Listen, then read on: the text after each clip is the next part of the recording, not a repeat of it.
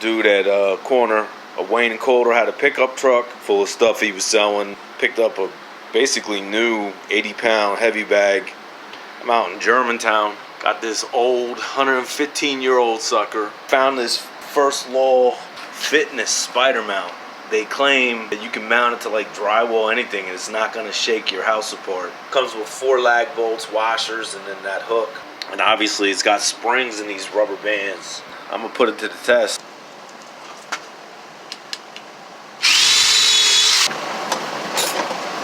Yo, another thing is this thing swivels. So I got a bowl of water upstairs, and we're gonna record the spring.